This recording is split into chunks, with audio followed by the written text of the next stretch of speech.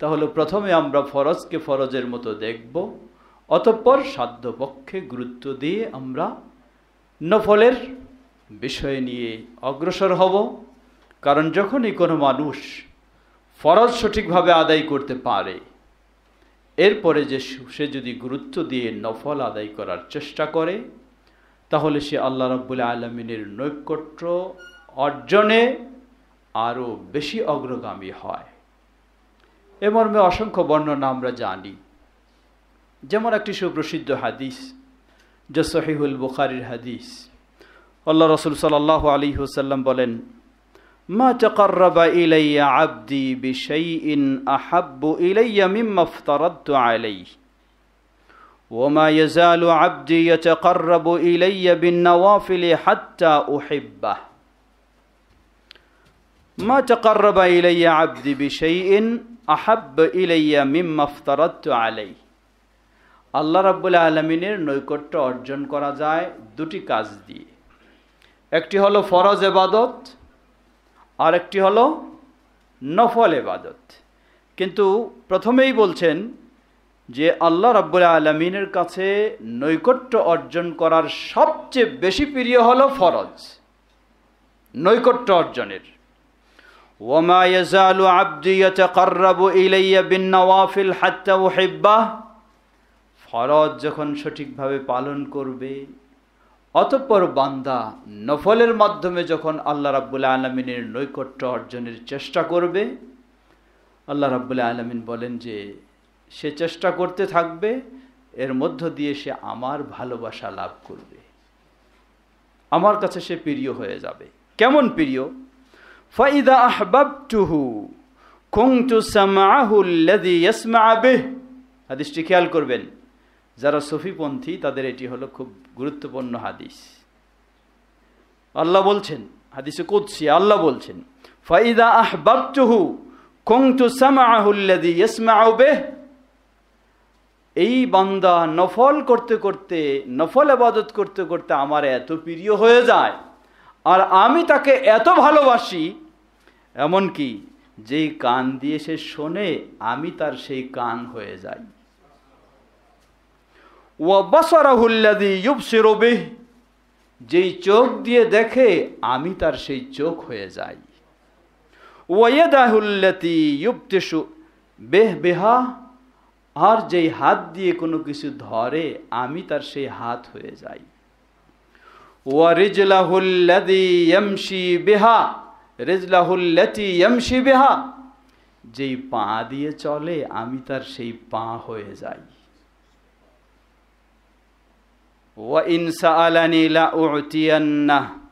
যদি সে আমার কাছে কিছু আবেদন করে আমি অবশ্যই তাকে তা দিয়ে থাকি। ওয়ালা ইন ইসতাআযানি লা উঈদান্নাহ। যদি আমার কাছে সে আশ্রয় চায় আমি তাকে অবশ্যই আশ্রয় দিয়ে থাকি। হাদিস এখানে অনেকগুলি শিক্ষণীয়। প্রথম আগে আমরা হাদিসের অর্থটা বুঝব। সুফিবাদের মানুষেরা এই হাদিস দিয়ে তারা দলিল নেয় যে আল্লাহ এবং বান্দা ভিন্ন জিনিস নয়, একাকার হয়ে যেতে পারে। আল্লাহ যখন বান্দার হাত হয়ে যান, আল্লাহ যখন বান্দার চোখ হয়ে যান, আল্লাহ যখন বান্দার কান হয়ে যান, আল্লাহ যখন বান্দার পা হয়ে যান, তখন আল্লাহ আর বান্দা পার্থক্য নাই। এটাকে বলা হয় ওয়াহদাতুল উজুদ বা হুলুল। খ্রিস্টানেরা যেমন বিশ্বাস করে, খ্রিস্টানরা হলো তিন ধরনের মধ্যে এক ধরনের খ্রিস্টান বিশ্বাস করে যে ঈসা আলাইহিস সালাম আর আল্লাহ দুজনের মাঝে আসলেই কোনো পার্থক্য নেই। উপরে হলে আল্লাহ আর নিচে হলে তার ভিতরে ঢুকে গেছেন ঈসা আলাইহিস সালামের ভিতরে, এটাই হলো আল্লাহ। এই আকীদাই পোষণ করে চরমপন্থী সুফি যারা, তারা এই হাদিস দিয়েও দলিল পেশ করে। এজন্য তারা যেমন নবী মুহাম্মদ সাল্লাল্লাহু আলাইহি ওয়াসাল্লামের ক্ষেত্রেও তারা বিশ্বাস করে উপরে থাকলে আহাদ, আর নিচে আসলে আহমদ। উপরে ছিল আহাদ, কুল হুয়াল্লাহু আহাদ, আল্লাহ উপরে থাকলে আল্লাহ আহাদ, আর নিচে জমিনে আসলে আহমদ, মানে আল্লাহ এবং আহাদ এবং আহমদ, আল্লাহ এবং মুহাম্মদ দুজনের মাঝে কোনো পার্থক্য নেই, একটাই, লা হাওলা ওয়ালা কুওয়াতা ইল্লা বিল্লাহ। সেই চরমপন্থী সুফিবাদীরাও বিশ্বাস করে, এমনকি এইসব হাদিস দিয়েও তারা ওই দলিলগুলি পেশ করে। এজন্য বলে কি, যত কাল্লা তত আল্লাহ, নাউযুবিল্লাহ। মানে যারে দেখে কি দেখে, এটাই আল্লাহ, কিন্তু অন্য আকৃতি হয়ে এখানে আছে। কখনো মানুষের আকৃতিতে আল্লাহ আছেন, কখনো গাছের আকৃতিতে আছেন, কখনো শ্রীগাল কুকুরের আকৃতি আছেন, নাউযুবিল্লাহ। যা দেখে সব আল্লাহ। এই হলো তাদের আকীদা, বিশ্বাস। আমরা বলবো এটি তাদের ভ্রান্ত চিন্তা, কুফরি চিন্তা, এতে কোনো সন্দেহ নেই, শিরকি চিন্তা। আর এই হাদিসের তাহলে কি অর্থ? এই হাদিসের অর্থ আমরা বলবো যে এই হাদিসের অর্থ হলো, ফাল মুসলিমুল্লাযী ইয়াতানাফফালু ফিল ইবাদাতি তাকাররুবান ইলাল্লাহি তাআলা ইয়ানালু মুহাব্বাতাহু ওয়া ইয়ানালু মাইয়াতাহু ফিল আমরি কুল্লি। মুসলিম যখন এভাবে নফল ইবাদত, ফরজের পরে ইবাদতের মাধ্যমে আল্লাহর নৈকট্য অর্জন করতে পারে, আল্লাহর প্রিয় হয়ে যেতে পারে, তখন সে তার সকল কাজে আল্লাহর সাহায্য সহযোগিতা লাভ করে। যা দেখে আল্লাহর কল্যাণকর বিষয় সে দেখে, ক্ষতিকারক নয়। যা শোনে ভালো জিনিসই শোনে, ক্ষতিকারক নয়। যা ধরে ভালো জিনিসই ধরে, ক্ষতিকারক নয়। যাতে চলে ভালোতেই চলে, খারাপে নয়। বলবেন যে এই দলিলকু, এটার ব্যাখ্যা কেমনে? সেই হাদিসের মাঝেই এর ব্যাখ্যা পাওয়া যায়। আল্লাহ সুবহানাহু ওয়া তাআলা বললেন, ওয়া ইন সাআলানি লা উ'তিয়ান্নাহ, যদি সে আমার কাছে চায় আমি তাকে অবশ্যই দেই। যদি সে আমার আশ্রয় চায় আমি তাকে আশ্রয় দেই। এর মানে যদি এই বান্দাটাই আল্লাহই হয়ে যাইতো, তাহলে আরেকজনের কাছে আশ্রয় চাওয়ার কোনো সুযোগ ছিল না। তো যখন আল্লাহ বলছেন যদি সে আমার কাছে আশ্রয় চায়, এর মানে এই বান্দাটা আল্লাহ হয়ে যান নাই। আল্লাহ আল্লাহ আর বান্দা বান্দা। সর্বোপরি এই হাদিস থেকে আমরা শিক্ষা পাই, প্রথম হলো আল্লাহ রাব্বুল আলামিনের প্রিয় হওয়ার, নৈকট্য অর্জনের সবচেয়ে বড় মূল মাধ্যম, আসল মাধ্যম, যা ছাড়া হবে না, সেটি হলো ফরজ ইবাদত। দ্বিতীয় মাধ্যম, ফরজের পরে যখন আমরা নফলের সেভাবে গুরুত্ব দিতে পারবো, তখনই আমরা আল্লাহ সুবহানাহু ওয়া তাআলার কাছে আরও বেশি নৈকট্য অর্জন করতে পারবো। সমবেত সুধীবৃন্দ, নফল ইবাদত, আসলেই নফল ইবাদতকে কখনো ছোট করে দেখার সুযোগ নেই। ফরজ তো অবশ্যই, কোনো ছাড় নেই। নফলে ছাড়ের সুযোগ আছে, কিন্তু ছোট করে দেখার সুযোগ নেই। কারণ নফল ইবাদত অনেক সময় আপনার ফরজের ঘাটতি পূরণ করে। যেমন সহিহ হাদিসে এসেছে, নবী সাল্লাল্লাহু আলাইহি ওয়াসাল্লাম বলেন, আউয়ালু মা ইউহাসাবু বিহিল আবদু সালাতুহু, বান্দাকে কিয়ামতের দিন সর্বপ্রথম তার ইবাদতের যে হিসাব নেওয়া হবে সেটি হলো তার সালাতের। ফা ইন কানা আকমালাহা ওয়া ইল্লা, যদি সে তার জীবনে সালাত সঠিকভাবে পূর্ণ করেছে তো ভালো খবর, ওয়া ইল্লা, যদি না হয়, ঘাটতি থাকে, কম হয়, قال الله عز وجل انظروا لعبدي من تطوع فإن وجد له تطوع قال أكملوا به الفريضة। আল্লাহ সুবহানাহু ওয়া তাআলা ফেরেশতাদেরকে নির্দেশ দেন, দেখো তোমরা আমার এই বান্দার তার কি কোনো নফল খুঁজে পাওয়া যায়, কোনো কি নফল সালাত খুঁজে পাওয়া যায়?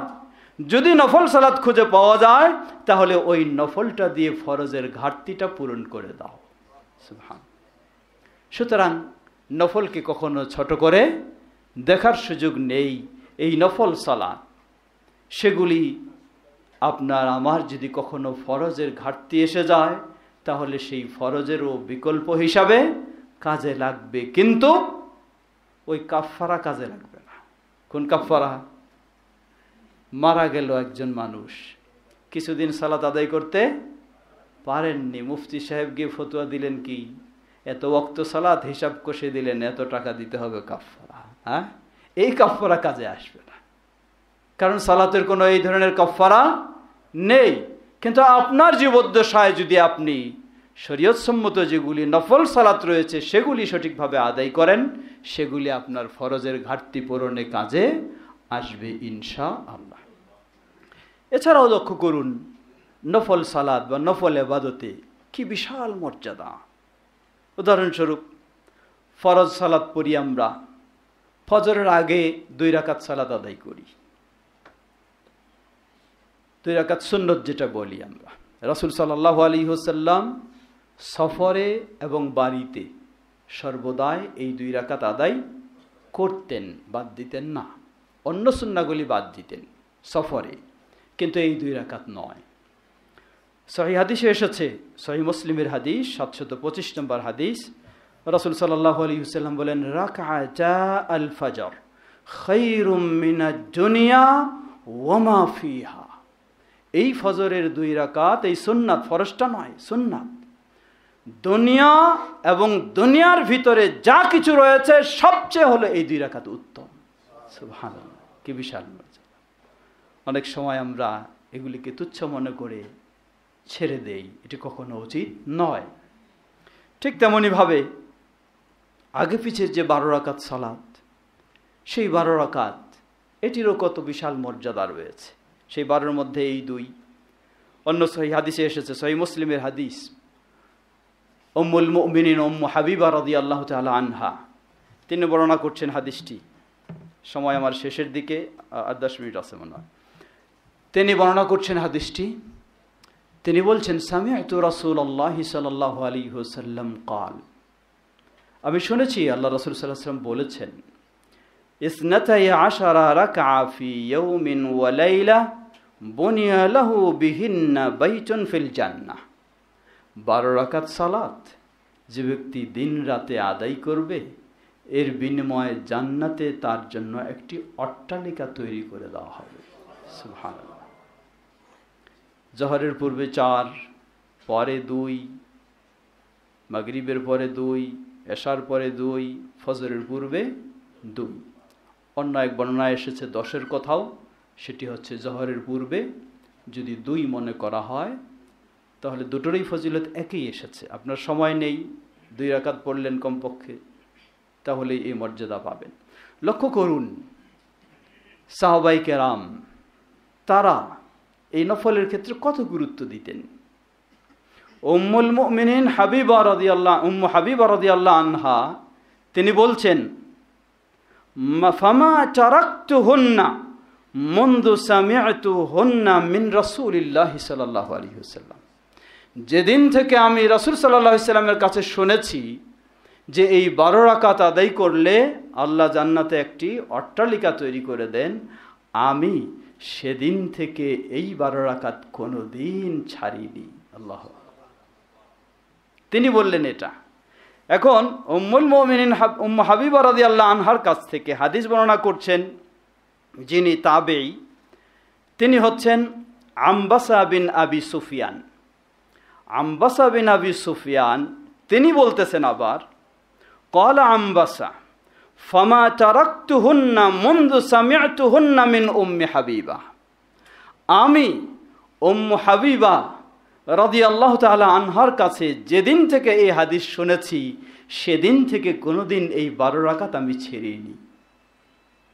আবার আমবাসা যিনি তাবেঈ, তার কাছ থেকে যিনি হাদিস শুনেছেন তাবেঈ, তিনি হচ্ছেন আমর ইবনে আউস। তিনি বলছেন, আমর ইবনে আউস ক্বালা আমর ইবনে আউস মা তারাকতুহুন্না মুনযু সামি'তুহুন্না মিন আমবাসা। আমি যেদিন থেকে আমবাসার কাছে এই হাদিস শুনেছি সেদিন থেকে কোনোদিন এই 12 রাকাত আমি ছাড়িনি। আবার এই তাবেঈর কাছ থেকে তার ছাত্র যিনি হচ্ছেন নু'মান বিন সালিম, তিনি বলতেছেন, وقال النعمان بن سالم ما تركتهن منذ سمعتهن من عمرو بن أوس, আমি আমর ইবনে আউসের কাছ থেকে যখন থেকে শুনেছি এই হাদিস তখন থেকে কোনোদিন এই 12 রাকাত আমি ছেড়িনি। কত গুরুত্ব দিতেন। আমরা তো আহলুল হাদিস, না বললেই চলবে আমাদের, হ্যাঁ, এত দুর্বল হওয়া ঠিক নয়, গুরুত্ব দেওয়া উচিত। অবশ্যই ফরজের সর্বোচ্চ গুরুত্ব দিব, কিন্তু এই সব নফলের ক্ষেত্রে উদাসীন হওয়া উচিত নয়। সাধ্যপক্ষে অবশ্যই চেষ্টা করা উচিত। লক্ষ্য করুন, নবী সাল্লাল্লাহু আলাইহি ওয়াসাল্লাম তিনি সাধারণত সেগুলিকে ছাড়তেন না, কত ব্যস্ততা, কত কিছু, তারপরেও তিনি আদায় করতেন। আর উম্মুল মুমিনিন উম্মু হাবিবা এবং সেই তাবেঈ বা তারা এভাবেই সকলেই সালাফদের আদর্শ ছিল, তারা নফলের ক্ষেত্রে এই ধরনের এই সচেতন ছিলেন। আমরা যেন সেই ক্ষেত্রে সচেতন হতে পারি। আল্লাহ আমাদের সে তৌফিক দান করুন। প্রশ্ন আরেকটি বিষয়, নফল সালাতুল লাইল, রাতের সালাত, তাহাজ্জুদ, এটাও নফল। এই ধরনের নফল ফরজের পরে যেগুলি রয়েছে সেগুলি পালনের ক্ষেত্রে অনেক সময় দেখা যায় আমরা কিছু বক্তব্য শুনলে খুব আগ্রহী হই, উৎসুক হই, শুরু করে দেই। এত বেশি শুরু করি যখন আর লোড নিতে পারি না। এমনটাও আবার হওয়া উচিত নয়। এজন্যই উম্মুল মুমিনিন আয়েশা রাদিয়াল্লাহু আনহা বলেন, হাদিসটি সহিহুল বুখারীর, সুইলান নবী সাল্লাল্লাহু আলাইহি ওয়াসাল্লাম আইয়ুল আ'মালি আহাব্বু ইলাল্লাহ ক্বালা আদওয়ামুহা ওয়া ইন ক্বাল্লা। হে নবী সাল্লাল্লাহু আলাইহি ওয়াসাল্লাম, আল্লাহর কাছে কোন আমলটি বেশি প্রিয়? তিনি বললেন, আহাব্বুল আ'মালি ইলাল্লাহ আদওয়ামুহা, আল্লাহর কাছে অধিক প্রিয় আমল হলো যা স্থায়ী হয়, কন্টিনিউ হয়, চলতেই থাকে, শুরু করলাম শেষ করলাম এমন না। ওয়া ইন ক্বাল্লা, একদিনে আমি 17 রাকাত 20-25 রাকাত আরো বেশি পড়লাম, পরের দিনে কিছু নাই, এমনটি হওয়া উচিত নয়। কমেই হোক, কিন্তু যেন আমার এটা চলতে থাকে। ওয়াকালা ইখলাফু মিনাল আ'মালি মা তুতিকুন, তবে যেন আবার মানুষ অতি উৎসাহী হয়ে সাধ্যের বাইরে কিছু দায়িত্ব না নিয়ে ফেলে, যতটুকু সাধ্যের মধ্যে ততটুকুই চেষ্টা করবে। সময় শেষের দিকে যাচ্ছি।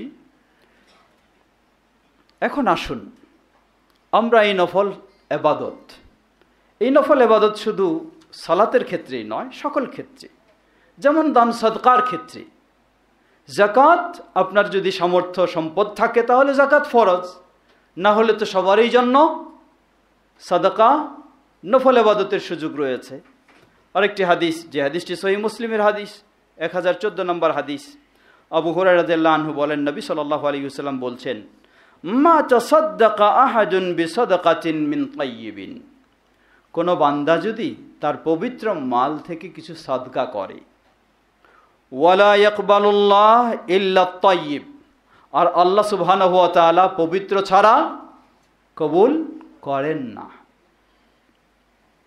ইল্লা আখাযাহার রহমানু বিয়ামিনিহি, মানুষ যদি তার পবিত্র সম্পদ দান করে আল্লাহ রাব্বুল আলামিন সেটি ডান হাতে গ্রহণ করেন। ওয়া ইন কানাত তামারাতান, যদিও ক্ষুদ্র একটি খেজুর পরিমাণও যদি হয়ে থাকে, একটি খেজুরও যদি হয়ে থাকে, ফাতারবু ফি কাফির রহমান হাত্তা তাকুনা আ'যামা মিনাল জাবাল, আল্লাহ রাসূল সাল্লাল্লাহু আলাইহি ওয়াসাল্লাম বলছেন, একটি খেজুরের মতো যদি ছোট্ট জিনিস হয়, বান্দা যখন তার এই পবিত্র সম্পদ দান করে, সদকা করে, আল্লাহ রাব্বুল আলামিন সেটি ডান হাতে নেন, নেওয়ার পরে আল্লাহর হাতে এটি বৃদ্ধি হতেই থাকে, হাত্তা তাকুনা আ'যামা মিনাল জাবাল, ছোট্ট একটি খেজুরের মতো, কিন্তু আল্লাহর হাতে এটি বৃদ্ধি হতে হতে হতে বিশাল একটা বড় পাহাড়ের চেয়েও আরো বড় হয়ে যায়। সুবহানাল্লাহ। কামা ইউরাব্বি আহাদুকুম ফালুওয়াতান আও ফাসিলা, যেমন তোমাদের মাঝে কেউ উটের বাচ্চা, ছোট বাচ্চাকে মানুষ করতে করতে করতে করতে বড় করে ফেলে, ঠিক তেমনইভাবে কেউ যদি এভাবে তার পবিত্র সম্পদ থেকে দান করে, তাহলে সেটি আল্লাহর কাছে অ্যাকাউন্টে জমা হয়, আপনার জন্য সঞ্চিত হয়ে থাকে, আর সেটি থেমে থাকে না, তা বৃদ্ধি হতেই থাকে।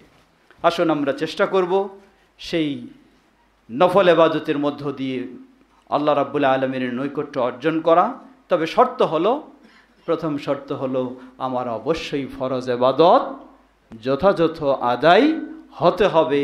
তারপরে হলো দ্বিতীয় স্টেপে নফল মানেই হলো অতিরিক্ত, তারপরে সেটা। আর এই নফল ইবাদতের ক্ষেত্রে সেখানে আমাদেরকে একটি বিষয় মনে রাখতে হবে। সে বিষয়টি হচ্ছে নফল ইবাদত যেন আমাদের কয়েকটি বিষয় মনে রাখবো। প্রথম হলো শুধু মন চাইলেই ইবাদত করা যাবে না, সেই ইবাদতটি অবশ্যই কোরআন ও সহিহ হাদিসের দলিলের মাধ্যমে প্রমাণিত হতে হবে। প্রথম হলো প্রমাণিত হতে হবে। যদি প্রমাণিত না হয় তাহলে সওয়াবের জায়গায় কি হবে? গুনাহ হবে, বিদআত। যতই আকর্ষণীয় মনে হয় আর যতই অগণিত মানুষ করে থাকে, করুক, কিন্তু আপনার করার সুযোগ নেই। যদি আপনি সওয়াব চান তাহলে নৈকট্যর জায়গায় দূরত্ব তৈরি হয়ে যাবে। যদি প্রমাণহীন ইবাদত নফল করে আমি আল্লাহর নৈকট্য অর্জন করতে চাই, কোশ্চিনকালেও নৈকট্য সুযোগ নেই, আল্লাহর সাথে আমার দূরত্ব তৈরি হয়ে যাবে আরো। আল্লাহ সুবহানাহু ওয়া তাআলা বলেন, ফালইহযারিল্লাযীনা ইউখালিফুনা আন আমরিহি আন তুসিবাহুম ফিতনাহ আও ইউসিবাহুম আযাবুন আলীম। তাদের হুঁশিয়ার হওয়া উচিত, সতর্ক হওয়া উচিত, যারা নবী মুহাম্মদ সাল্লাল্লাহু আলাইহি ওয়াসাল্লামের আদর্শর বিরোধী কোনো কিছু করতে যাবে। আপনি আবেগী হয়ে ইচ্ছামতো ইবাদত করবেন, ইচ্ছামতো কোনো নফল করবেন, কিন্তু মুহাম্মদ সাল্লাল্লাহু আলাইহি ওয়াসাল্লামের সুন্নাহ অনুযায়ী যদি না হয়, তাহলে সেই ইবাদত আপনাকে আল্লাহর নৈকট্যে নয়, বরং আল্লাহ বলছেন তার সতর্ক হওয়া উচিত। দুনিয়ার যুগে সে ফিতনার সম্মুখীন হয়ে যাবে, আর অথবা আখিরাতে আযাবুন আলীম, যন্ত্রণাদায়ক আযাবের সে সম্মুখীন হবে। সুতরাং নফলের প্রিয় হয়ে আবার বেদাতি আমলে কখনো জড়িয়ে যাওয়া যাবে না। তৃতীয় বিষয়, বেদাতি আমল দুই ধরনের হয়ে থাকে। একটি হলো, আমি আমার সময়ের মধ্যে আছি কিন্তু এখনো আরো 2 মিনিট বাকি আছে আমার। একটি হলো যদি প্রমাণ না হয় তাহলে সমূলেই বেদাত হবে, বর্জনীয়, যতই সেটি আকর্ষণীয় হোক। দ্বিতীয় হলো তার কিছু প্রমাণ রয়েছে, কিন্তু সামাজিকভাবে এমন রংচং দিয়ে এমনভাবে নিয়ে গেছে যার ফলে সেটা কি হয়ে গেছে? বেদাত হয়ে গেছে। যেমন উদাহরণস্বরূপ ধরে নেন, 5 ওয়াক্ত ফরজ সালাতের পর 33 বার সুবহানাল্লাহ, 33 বার আলহামদুলিল্লাহ, 33 বার আল্লাহু আকবার বলবেন। শেষে লা ইলাহা ইল্লাল্লাহ ওয়াহদাহু লা শারীকা লাহু লাহুল মুলকু ওয়া লাহুল হামদু ওয়া আলা কুল্লি শাইইন কাদির বলবেন। এটি শরীয়তসম্মত। কিন্তু এটাকে যদি তথাকথিত হালকায় জিকিরের নাম দিয়ে আপনি আলাদা পদ্ধতিতে নিয়ে চলে যান, তাহলে সেটি অবশ্যই বেদাত হবে। কারণ সেই সাহাবীদের যুগেই এর প্রতিবাদ দেখা গেছে। আজকে শুধু নয়, সেই সময় তাবেঈদের মাঝে যখন এগুলি দেখা দিয়েছে যে সমষ্টিগতভাবে এই ধরনের করা হচ্ছে, সেগুলির প্রতিবাদ। তাহলে জিনিসটি বাস্তব, প্রমাণিত। একজন আসে বলবেন, কি বলেন আপনি, এর প্রমাণ নাই? আছে তো প্রমাণ, দেখাবে আপনাকে সহিহ মুসলিমের হাদিস। হ্যাঁ, প্রমাণ ঠিকই রয়েছে, কিন্তু সহিহ মুসলিমের হাদিসে যেভাবে আছে আপনাকে সেভাবে করতে হবে। নিজের মন মতো আরেক পদ্ধতি পীর সাহেবের ওজিফা মতো আপনি তৈরি করে নিয়ে করতে থাকবেন, তাহলে তা চলবে না।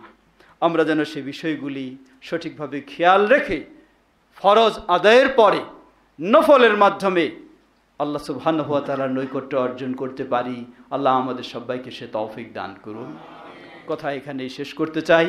নফলের মধ্যে স্মরণ করে দেই, বাংলাদেশ জমিয়ত আহলে হাদিস, জমিয়ত শুব্বানে আহলে হাদিসের জন্য বেশি বেশি দান করলে আল্লাহর কাছে কিন্তু এটাও বড় পাহাড়ের মতো হয়ে যাবে ইনশাআল্লাহ। হবে না ইনশাআল্লাহ? তাহলে করবেন তো ইনশাআল্লাহ? এটা যেন না ভুলে যান। এটা একটা বড় খাত। দান করার ক্ষেত্রে আপনাকে অবশ্যই খাত নিশ্চিত হতে হবে। মাদ্রাসার কথা শুনে আবেগী হয়ে দিয়ে দিলেন, মসজিদের কথা শুনে আবেগী হয়ে দিয়ে দিলেন, দেখছেন ওই মসজিদে কবর রয়েছে, সেখানে দেওয়া আপনার জন্য হারাম। মসজিদ হলেই নয়, সেটি কবরের মসজিদ, শিরকের চর্চা সেখানে। বেদাতীদের মসজিদ, বেদাতের চর্চা হচ্ছে, ছড়াছড়ি হচ্ছে ওখানে। কখনো দেওয়া আপনার জন্য জায়েজ নেই। আল্লাহ বলেন ওয়াতাআওয়ানু আলাল বিররি ওয়াত তাকওয়া ওয়া লা তাআওয়ানু আলাল ইসমি ওয়াল উদওয়ান। তোমরা তাকওয়ার কাজে, কল্যাণের কাজে সহযোগিতা দাও, যেখানে গুনাহ রয়েছে সেখানে সহযোগিতা দেওয়া জায়েজ নেই, হারাম, আপনার জন্য নিষিদ্ধ। অতএব মাদ্রাসা হইলেই খালি আপনি দেবেন তা নয়, সে মাদ্রাসা যেন শিরক বিদআত মুক্ত হয়। এটি আমরা বলবো আলহামদুলিল্লাহ। আহলুল হাদিসেরা সেটি চেষ্টা করে, বাংলাদেশ জমিয়ত আহলে হাদিস সেটি চেষ্টা করে, জমিয়ত সুববানে আহলে হাদিস সেটি চেষ্টা করে। আমরা যেন সেভাবেই সেদিকে এগিয়ে যেতে পারি। আল্লাহ আমাদের সবাইকে সে তৌফিক দান করুন। পরিশেষে আবারও আমার পক্ষ থেকে, জমিয়ত আহলে হাদিসের পক্ষ থেকে, জমিয়ত সুববানে আহলে হাদিসকে আজকের এই সুন্দর প্রোগ্রাম আয়োজনের জন্য কৃতজ্ঞতা জানাচ্ছি, মোবারকবাদ জানাচ্ছি। আরও যেন সামনে সুন্দর প্রোগ্রাম হাতে নিয়ে অগ্রসর হতে পারি। আল্লাহ আমাদের সবাইকে সে তৌফিক দান করুন। ওয়া আখিরু দাওয়ানা আলহামদুলিল্লাহ রাব্বিল আলামিন ওয়া সাল্লাল্লাহু তাআলা আলা নবিয়িনা মুহাম্মদ ওয়া আলা আলিহি ওয়া সাহবিহি আজমাইন। সুবহানাকা আল্লাহুম্মা ওয়া বিহামদিকা আশহাদু আল লা ইলাহা ইল্লা আনতা আস্তাগফিরুকা ওয়া আতুবু ইলাইক। আসসালামু আলাইকুম ওয়া রাহমাতুল্লাহি ওয়া বারাকাতুহু। আলহামদুলিল্লাহ ওয়াসসালাতু ওয়াসসালামু আলা রাসূলিল্লাহ, আম্মা বা'দ। আউযু বিল্লাহি মিনাশ শাইতানির রাজীম। বিসমিল্লাহির রহমানির রহিম। লিইলাফি কুরাইশ ইলাফিহিম রিহলাতাশ শিতাই ওয়াস সাইফ ফালিয়াবুদু রাব্ব হাযাল বাইত আল্লাযী আত'আমাহুম মিন জু' ওয়া আমানাহুম মিন খাউফ। আগের একটি অনুষ্ঠানে আমাদের যুবকদের উদ্দেশ্যে বলেছিলাম, আল্লাহ পাক কোরআন মাজিদে এইভাবে, নাহনু নাকুসসু আলাইকা নাবাআহুম বিল হক ইন্নাহুম ফিতয়াতুন আমানু বিরাব্বিহিম ওয়া জিদনাহুম হুদা। আজকে আল্লাহর নৈকট্য লাভে নফল ইবাদতের গুরুত্ব তাৎপর্য প্রসঙ্গে আমি যুবকদের উদ্দেশ্যে সূরা কুরাইশটি শোনালাম। আল্লাহ পাক কুরাইশদের প্রশংসা করেছেন। শীত গ্রীষ্মে তারা সফরে অভ্যস্ত ছিল। আমরা মনে করি যে আমাদের সুববানের যুবকরা শীত গ্রীষ্মে সকল অবস্থায় তাদের এই দাওয়াতি কার্যক্রম অব্যাহত রাখবে ইনশাআল্লাহ। আর আল্লাহ পাক পরে আশা ব্যক্ত করেছেন, ফালিয়াবুদু রব্বা হাযাল বাইত, বাইতুল্লাহর রব আল্লাহ, তার ইবাদতের দিকে আমাদের যুবকরা আরো বেশি আগ্রহী হবে। আল্লাহ যেমন কি করেন, ক্ষুধার্তকে খাবার দেন, মিন জু ওয়া আমানাহুম মিন খাউফ, এবং নিরাপত্তা দান করেন।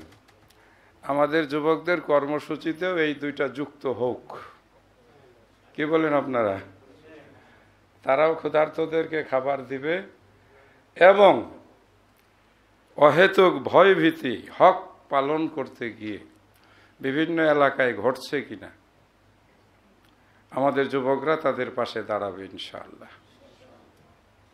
একটি চমৎকার অনুষ্ঠান, মাসিক আলোচনা সভা এবং অনলাইন বই পাঠ প্রতিযোগিতা পুরস্কার বিতরণী অনুষ্ঠান 2002 আয়োজন করেছেন আমাদের প্রাণপ্রিয় সংগঠন জামিয়াতে সুববানে আহলে হাদিস বাংলাদেশ।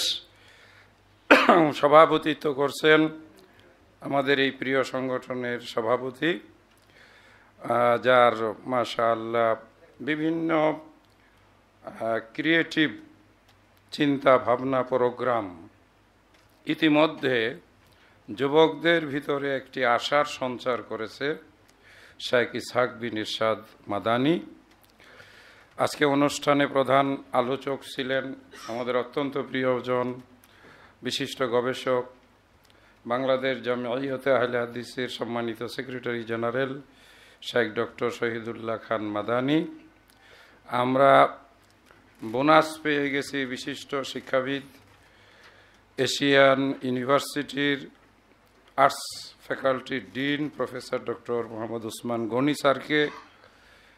আমরা পেয়েছি আমাদের যুবক, যিনি সদ্য সুববানের দায়িত্ব থেকে আমাদের জমিয়তে এসেছেন, শেখ মোহাম্মদ রেজাউল ইসলাম। আর আমাদের আলী ভাই তো আমাদের সবারই ভাই, যিনি আমাদের বটগাছ, বটবৃক্ষ। আমরা ওনার জন্য আল্লাহর কাছে জোর করেই বলবো, কিছু দাবি তো আমাদের জোরালো ভাবে আছেই, আছে না? যে আল্লাহ যেন ওনাকে যুবক বানাইয়ে দেন, বয়স যেন 20 বছর কমাইয়ে দেন, উনি যেন না বলেন যে উনি অসুস্থ। কি একটু আমিন হইল না? আমিন। আমার ভার খুব তাড়াতাড়ি চলে যাচ্ছে ইনশাআল্লাহ। ভারের কারণে আমার ঘাড় অনেকটা নুয়ে পড়েছে। আমাদের মাননীয় সভাপতি অধ্যাপক ডক্টর আব্দুল্লাহ ফারুক হাফিজাহুল্লাহ সৌদি আরবের সফর শেষে ইনশাআল্লাহ আগামী 1-2 দিনের ভিতরেই, সম্ভবত 16 তারিখে রাতেই তিনি দেশে ফিরবেন। এবং তিনি দেশে ফিরে আসলে আমরা আশাবাদী যে আমাদের জমিয়তের কার্যক্রমে আরও গতিশীলতা এবং আরও প্রাণ চঞ্চলতা শুরু হবে ইনশাআল্লাহ।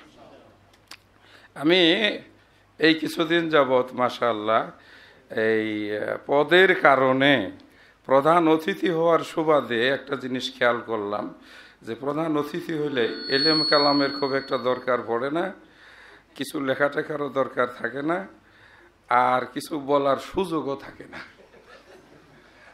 তার কারণ হলো শুনতে শুনতে বক্তাদের কথা সময় চলে যায়, আর সময় চলে যাওয়ার কারণে আর প্রধান অতিথির কিছু বলার সুযোগই থাকে না। আর পূর্বে যারা বলেন সেখান থেকে যদি অল্প অল্প করে মোটামুটি সংগ্রহ করে পকেটে জমানো যায়, তা দিয়ে একটা লম্বা চড়া বক্তৃতাও মোটামুটি হয়ে যায়। কি বলেন আপনারা? তো খুব ভালো একটি বিষয় এসেছে।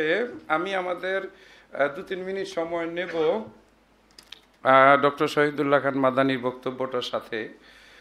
সেটা হলো যে এই যে নফল ইবাদত, কথা কিন্তু সত্য, আমরা আহলে হাদিসরা নফল ইবাদতের ব্যাপারে একটু উদাসীন, এবং আমি মনে করি যে এখান থেকে আমাদের বেরিয়ে আসা দরকার। আবার আমাদের একদল ভাইরা আছেন নফল ইবাদতের ব্যাপারে এত বেশি আগ্রহী, যেটা আমরা শুনেছি যে তারা ফরজ বাদ দিয়ে মাথায় লুঙ্গি বাঁধে। এটারও এই ধরনের কথাও কিন্তু সমাজে প্রচলিত আছে যে মাথায় লুঙ্গি মানে পাগড়ি বাঁধা খুব সওয়াবের কাজ, কিন্তু ফরজের দিকেও খেয়াল থাকে না। সুবহানের কর্মীদেরকে বলবো, বিষয়টি কিন্তু গবেষণামূলক বিষয়, এটি একটি সেমিনারের বিষয়। বিষয়টার 2টা দিক আছে। একটি হলো নফল ইবাদতগুলো যেগুলো মাসনুন, রাসূল সাল্লাল্লাহু আলাইহি ওয়াসাল্লাম থেকে প্রতিষ্ঠিত, যেগুলো অথেন্টিক, সেগুলোকে যেমন সমাজে এস্টাবলিশড করা, পাশাপাশি ইবাদতের নামে আমাদের সমাজে যদি আঙ্গুলে গুণে বলি, যেমন আমাদের ডক্টর সাহেব একটু বেশি সালাতের উপরে গুরুত্ব দিয়েছেন, আমরা আজানের জবাবও দেই, কথাও শুনি নাকি? হ্যাঁ, সালাতের ভিতরে ভেজাল বেশি, কারণ শয়তান এইখানেই, মানে আমি মাঝে মাঝে বলি যে সালাতের যে সিডিটা আর কি, প্রোগ্রামটা, এটাকে ও নষ্ট করে দিতে পারছে। আর সালাত নষ্ট করে দেওয়া মানেই হইল লোকটা নিশ্চিত জাহান্নামে যাবে। সালাত ঠিক, তার বাকি অনেক কিছুই আমরা আশা করি যে ঠিক। সালাত বেঠিক, সুতরাং তার বহু কিছুই বেঠিক। আমাদের দেশে সালাতের বিষয়ে বেশি ঝামেলা, কিন্তু সালাতের যদি একটু আগে এগিয়ে যান আকীদার ক্ষেত্রে, সঠিক বেঠিক ভেজাল আছে না নাই? হ্যাঁ, জিকির আজকার তাসবিহ তাহলিলের ক্ষেত্রে অসংখ্য ভেজালে আমাদের সমাজ কি ভরপুর। এক এক পীরের এক এক রকম বানানো তাসবিহ। কেউ বলে কি কি জানি বলে, হ্যাঁ, ইয়া আল্লাহু ইয়া রহমানু ইয়া রাহমাতাল্লিল আলামিন, এটা হলো একজনের জিকির। আবার আরেকজনের জিকির তো ইল্লাল্লাহ ইল্লাল্লাহ আছেই। কেউ জিকির করতে করতে গাছে উঠা যায়। তো এই জিকিরগুলো সম্পর্কে সুবহানকে যথাযথভাবে সুদৃঢ়ভাবে জ্ঞান অর্জন করতে হবে, এবং সাধারণ সহজ সরল মানুষকে সতর্ক করতে হবে যে এই ধরনের বানাওয়াট জিকিরের কোনো মূল্য নেই, এগুলো দিয়ে আল্লাহর নৈকট্য লাভ করার চেষ্টা করা বৃথা। আমি একসাথে চাকুরি করেছি ক্যাডেট কলেজে, আমার চেয়ে উনি একটু সিনিয়র ছিলেন। আমি ওনার সঙ্গে দেখা করতে গেলাম, মসজিদ থেকে বের হন না, আমার মশার কামড়ও আমি সহ্য করতে পারতেছি না। এরে বাবা বের হয় না কেন? প্রায় 25 মিনিট পরে বের হয়ে আসলাম। বললাম এতক্ষণ কি করলেন? বলে আমার পীর সাহেব হুজুর কেবলা যে আমাকে তসবি দিয়েছেন ওইটা শেষ করলাম। আমি যে ওইটা দিয়ে কি হবে? বলে ওইটা দিয়ে এরকম এরকম উপকার হবে, যে ঘোড়ার ডিম হবে। আপনি পাইছেন ঘোড়ার ডিম আর আমি খাইলাম মশার কামড়। রাসূলের শেখানো সুবহান আল্লাহ, আলহামদুলিল্লাহ, আল্লাহু আকবার, কালেমাতু তাওহীদ, লা ইলাহা ইল্লাল্লাহ, এইগুলো বইলা মজা পাওয়া যায় না? যেগুলোর বিষয়ে জান্নাত পুরস্কার সুনিশ্চিত, এগুলো যেমন আমাদেরকেও বাড়াইতে হবে, ভ্রান্ত ধারণাটা ভেঙে দিতে হবে। এটুকু হইল আমার এই বিষয়ের ক্ষুদ্র অনুরোধ। ফালিয়াবুদু রাব্বা হাযাল বাইত, এখানেই নফল ইবাদতের নির্দেশ আছে। জনৈক সাহাবী আল্লাহ রসুলের অজুর পানি এনে দিতেন, রাতের বেলায় বিনা কারণে রাসূলের দরজায় বসে পাহারা দিতেন। সাহাবীর নাম হলো রাবিয়া বিন কাব আল আসলামি। আল্লাহ রসুল ফজরের নামাজ পড়তে বের হয়ে দেখেন ওই বেটা বসে বসে পাহারা দিতেছে। এই কি করো? বলে ইয়া রাসূলুল্লাহ, আপনার বাড়ি পাহারা দেই। রাসূল বললেন আমার বাড়ি তো পাহারা দেওয়ার দরকার না, এটা তো আল্লাহ দায়িত্ব নিয়েছেন। বলে মন তো মানে না, আপনাকে যে অনেক বেশি ভালোবাসি, কেউ যদি আপনার ক্ষতি করে। তো রাসূল এরকম কথা শুনে একটু দরদ মাখা মনে বললেন, তুমি আমার কাছে কি চাও? সেও সহজ সরল ভাষায় বলে দিল, আমি আপনার সঙ্গে একসাথে জান্নাতে থাকতে চাই। রাসূল বললেন অন্য কিছু বলো। চাইছো তো একেবারে আসলটা চাইয়া বুঝছো। বললেন ইয়া রাসূলুল্লাহ, অন্য কিছু না, আপনার দরজার সামনে এখন জান্নাতে আপনার আরো কাছে থাকতে চাই। রাসূল তাকে বলেছিলেন ফাকসিরিস সুজুদ, সাজদার পরিমাণ বাড়াইয়া দাও। রাসূল ওযু করার পরে 2 রাকাত পড়তেন। আমরা বেদাতীদের মতো আওয়াবিন টাওয়াবিন ওই সকালে দুপুরে রাত্রে ওগুলো না পড়লাম, কিন্তু যেগুলো রাসূল আদায় করেছেন আমি মনে করি সুবহানের যুবকদের ভিতরে এগুলো চর্চায় কি করা, নিয়ে আসা খুব জরুরি এবং দরকার। ফাতাহাজ্জাত বিহি নাফিলাতাল লাক, আহলে হাদিসদের ভিতরে ওয়াজ আছে, কিন্তু রাত্রে জেগে থাকা মানুষের সংখ্যা কম। আমিও সেই তালিকায় আছি, বলি বেশি করি কম। এটাই আমাদের দান খয়রাতের ব্যাপারেও যাকাত তো ফরজ। আমরা সচেষ্ট হইল জমিয়তে সুবহানের কাজকে গতিশীল করতে পারবো। পাশাপাশি আমরা দানের হাতকে প্রসারিত করে বহু কল্যাণকর কাজ করতে পারবো। 3 আমলের কথা তো আমরা সবাই জানি। আফসুস সালাম, সালাম বাড়াও, আম ক্ষুধার্তকে খাওয়াও, রাতের বেলায় মানুষ ঘুমায় যখন নামাজ পড়ো, নিরাপদে জান্নাতে যাও, সবই তো নফল ইবাদতের অন্তর্ভুক্ত। একটু সিয়ামের মাত্রা বাড়াইতে হবে। 6 রোজার কথা আমাদের সভাপতি বলছে, রাসূল সোমবার বৃহস্পতিবার রোজা রাখছে, এগুলোও কিন্তু চর্চায় নিয়ে আসা। আশুরার রোজা আছে, আমরা চালু করেছি। আরাফার দিবসের রোজায় বংশালওয়ালারা ভালো ইফতারির আয়োজন করে, আলী ভাই হাজির আছে, মনে করাই দিলাম আর কি, যাতে করে আমরা 200-400 লোক চলে গেলেও সমস্যা না হয়। রমজান মাসে উমরা করলে রাসূলের সঙ্গে জানি কি হয়, আর বলবো না, অনেক কথা। তবে 2টি দিক আবার পরিষ্কার। বেদাতি নফল ইবাদত চিনতে হবে, চিনাইতে হবে, মানুষকে ফিরাইতে হবে। ঠিক? এত আজ থেকে এটা তো জোরদা বলার দরকার ছিল। কি কোন আমাদের সেক্রেটারি মহোদয়? বেদাতি আমল চিনতে হবে আগে, জনগণকে চেনাইতে হবে যেটা বেদাতি আমল, এবং জনগণকে ফিরাইতে হবে। ঠিক কিনা? এটাই হোক আজকে আমাদের এই অনুষ্ঠানের প্রতিশ্রুতি। আল্লাহ কবুল করুন। সুন্নাতে আমল, মাসনুন আমল জানতে হবে, রাজি? মানতে হবে, বলেন ইনশাআল্লাহ। আমাদের মধ্যে ইবাদতের পরিমাণ বাড়াতে হবে। গেল এই প্রসঙ্গ, ধন্যবাদ। দ্বিতীয়ত, অনলাইন বই পাঠের মাধ্যমে যারা একটি বিরল দৃষ্টান্ত স্থাপন করেছেন, আমি মোবারকবাদ জানাই।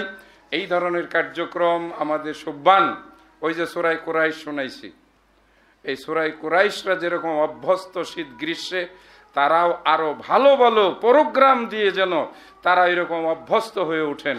আল্লাহ তাদের কবুল করুন, আমিন। এই কয়েকটি কথা বলে সবাইকে ধন্যবাদ জানিয়ে আমার সংক্ষিপ্ত কথা এখানে শেষ করছি। আসসালামু আলাইকুম ওয়া রাহমাতুল্লাহি ওয়া বারাকাতুহু।